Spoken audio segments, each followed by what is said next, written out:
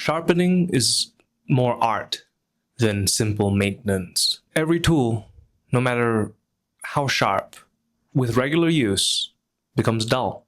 This endless cycle of use and renewal is an inseparable part of the act of making itself. I ask myself sometimes, between countless strokes on the whetstone, what's the point? To sharpen a knife fated to dull, yet again, over and over. But perhaps the process is the point.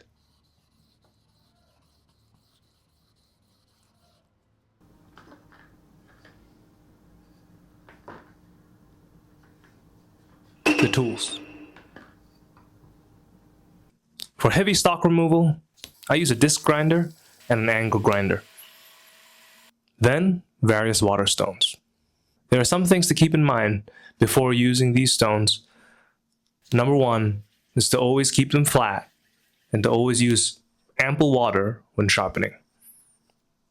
I dress them using coarse diamond stones as well as this dedicated dressing stone after each session of use.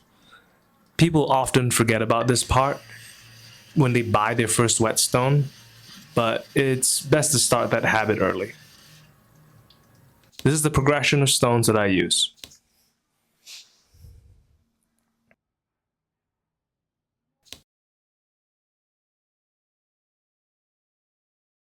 The setup. An elevated surface and a water source. Some dry cloth, and that's it. But before we can shape the edge, we must understand it. The anatomy of an edge. One of these knives is sharp and one of these knives is not. They're both Japanese style skiving knives. This one is sharp and one is not. Can you guess which one it is? Make your guesses in the comments down below before I continue on and tell you, because I'm not a tease like that. If you take a look at just the bevels, you will find that there is a big difference in the profile of the knife. This one is sharp. This one is plenty sharp. I'm not sure which brand it is, but it's one of the generic ones. It works really, really well. And it's easy to correct, keep sharp, and I love it. It's great, you know? It's one of the first few tools I ever bought, and it's just stuck with me all the way through, and I still use it every day. It's great. It's very useful. But this was what I bought because I thought I could get a good knife for $30. I cannot. There we go. That's the lesson you learn. If you try and buy a Japanese-made knife that's $30, it's probably some kind of SK5 steel or something softer, and that kind of soft edge just don't cut it for leather work. The reason why the primary bevel is shorter on this one than it is on this one, mainly because this one can then have a smaller edge angle, which means sharper. So this one is sharper than this one. I can technically take this one to the same kind of sharpness as this, but it would only cut for like an hour and then it'd be ruined. So that is what blade steel really means when you're buying a blade. This thing is made from, I think, white steel. This thing is made of some kind of cheap mono steel that is, sure, it's made in Japan, and the handle is really nice and lightweight. It's as a lightweight tool. It's good. You know, this is heavier, not just because there's a microphone on it, but this one is heavier, and this one feels a little bit cheaper, and because of that, it's just not as sharp because the steel isn't as hard, doesn't get as hard, and therefore you can't make the edge angle small enough to be that sharp. And every time you add a secondary bevel or another bevel, that next bevel has to be larger in size than the previous one. I think that's Euclidean geometry. I'm not entirely sure, but that's the rules of this physical reality that I exist in, and so I can't make this knife as sharp as this one while keeping it a useful tool that isn't broken. So this one almost hit me in the face, but this one uh, is a scraper. It's not a skiving knife. This is just a really, really pretty looking scraper. I think it can cut paper. Poorly. It sounds like sandpaper. It is basically abrading its way through. It is basically abrading its way through the paper. Meanwhile, we have the microphone. The Japanese skiving knife that is higher quality from a reputable brand that is also made of good steel and constructed properly and sharpened. That's what it sounds like, and that is what sharp looks like in my workshop. I haven't even sharpened this thing in months. I strop it, obviously, but that's pretty much it. Anything sharp is just two planes meeting at a point. At the very tip is the apex. When the steel becomes so thin that it folds from one side to the other, we call that a burr. Sharpening is the gradual shaping of these planes and the repetition of the process, keeping the back flat, refining the bevels, removing the burr, until the apex becomes our cutting edge. Sharpness is defined by shape, not by how fine of an abrasive you use. So now that we understand our goal, let's begin. Act 1. Aratogi. Rough shaping. The Japanese tradition divides sharpening into 3 phases. The first is aratogi, or rough shaping. Here, we define the geometry of the knife. I shape the primary bevel, and I flatten the back,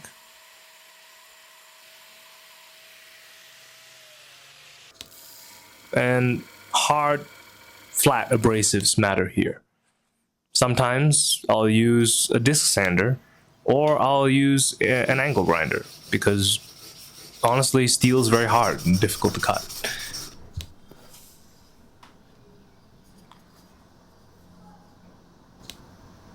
Pressure is steady and firm, and never sudden.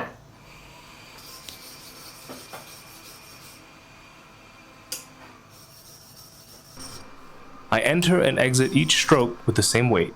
Practice makes this easier. Jigs make this sort of mindless, and I'd rather be more mindful than not when dealing with sharp objects.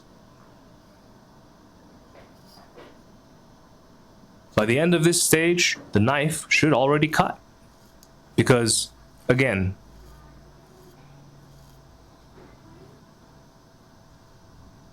sharpness is determined by shape. Act 2. Nakatogi. Refinement. Now, we refine the edge. Using a 1000 grit stone, I remove the scratches from the previous stage. This is both shaping and polishing. Pressure decreases as the grit increases.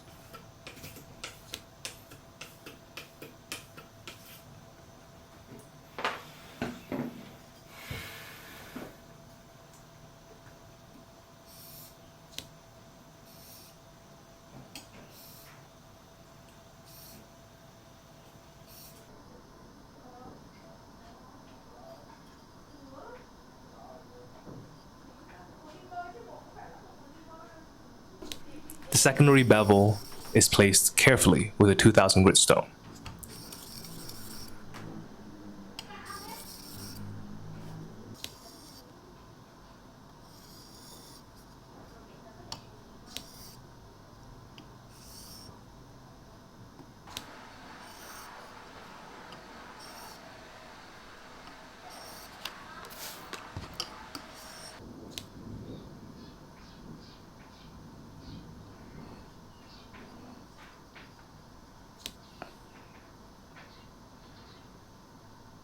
Harder stones are for shaping, and softer stones are for polishing.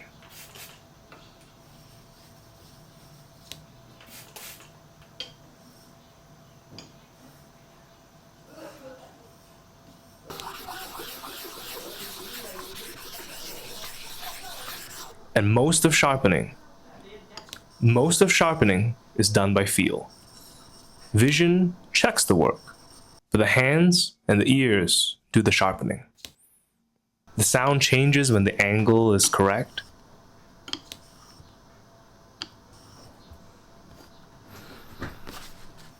I can't really describe it, but it's there if you listen.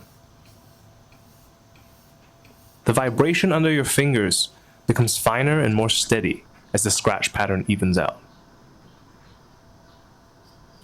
We inspect under a strong light, and we repeat the process as often as needed. When the final burr is gone, we move on to the next stage. Act 3, Shiagetogi, finishing. This stage separates a good edge from a great one. 6,000 grit and above removes very little material. Almost no pressure is needed, and one careless stroke can undo all the hard work. Here, much of the cutting is done by the slurry, a suspension of abrasives and water working between the steel and the stone.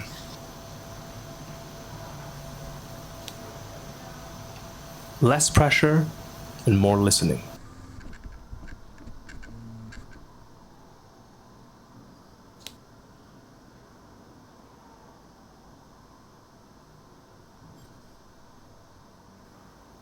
Natural stones behave differently from synthetic ones.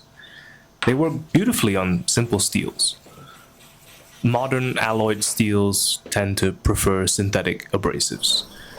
If you're unsure of what type of steel you're working with, a high grit synthetic stone will do the job just fine.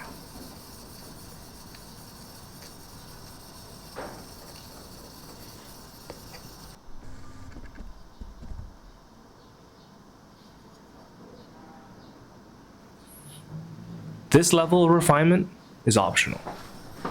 It's delicate work. It's finicky. It's very easy to overdo.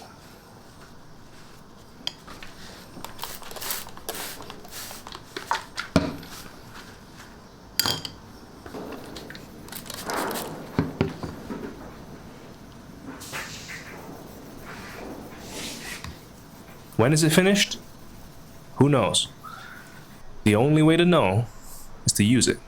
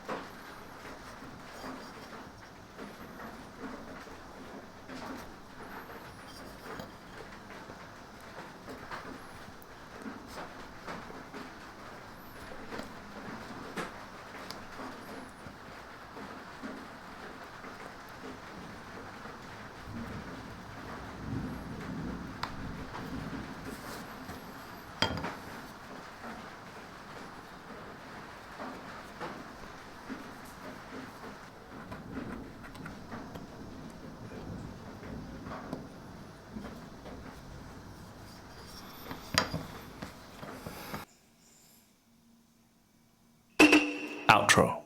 Do I have to say outro? Never mind. Sharpening is often mistaken for something mystical or something mechanical. It's neither. After 15 years, I still feel like a student whenever I approach the stone. Each time I return, I learn something new about the steel or the stone or my own technique. It's a timeless ritual hidden inside and in between ordinary work, an ongoing process that unfolds endlessly. And maybe that's the point. If you felt even a hint of the depth that lies here, then this video is worth all the effort it took to make it. Thank you for watching, and be careful with your fingertips.